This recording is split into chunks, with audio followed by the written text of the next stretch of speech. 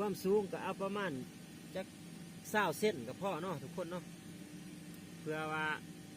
อเห็นเนาะเพื่อว่าเห็นสีขาวเนาะ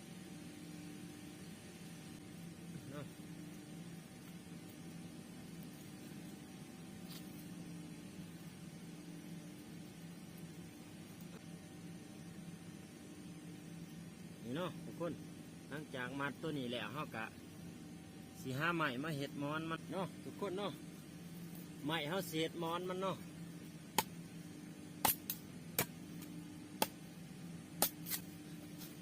นี่เนาะมอนมาสีเห็ดซ้ำ10 เซนสีเห็ดสูงซ้ำนี่เนาะทุกคนเนาะประมาณนี่แหละประมาณ8-9 เซนนี่เนาะบ่หอด10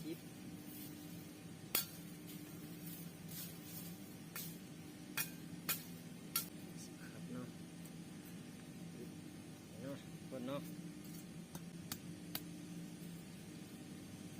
สำหรับตัวนี้มันเฮาสิเฮ็ดไล่มันเนาะทุกคนเนาะ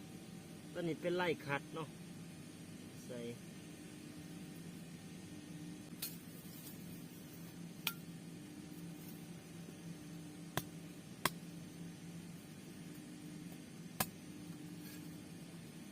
ตัวนี้แม่นไล่เหยียบมันเนาะทุกคนเนาะนี่เนาะ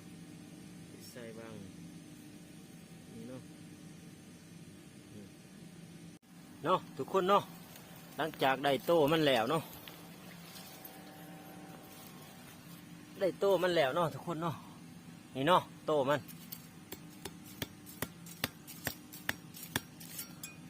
ได้โต้มันแล้วจะสีเลยเขาสิไปหาขั้นเนาะบาดนี้ขั้นก็เหลือเอาขั้นแข็งๆเนาะทุกคนเนาะไปสิพาไปตัดขั้นเนาะโอ้นี่เนาะทุกคนเนาะขั้นมันเนาะเอาสิเอา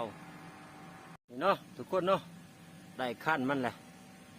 ได้ขั้นมันแหละเขาเกิดมาสิมาซักขั้นมันเนาะนี่มาสิซักมองนี่เนาะทุกคนเนาะนี่เนาะซักขั้นมันอยู่นี่กงไปใส่แหวเขาอยู่บนเนาะทุกคนเนาะซักขั้นแล้วกงล่องเบิงเนาะว่ามันสิตรงกับมองแหวเขาหรือบ่นี่เนาะทุกคนเนาะกงลงมาเลยโอ้พอดีงามทุกคนเลยนี่เนาะคัดมัน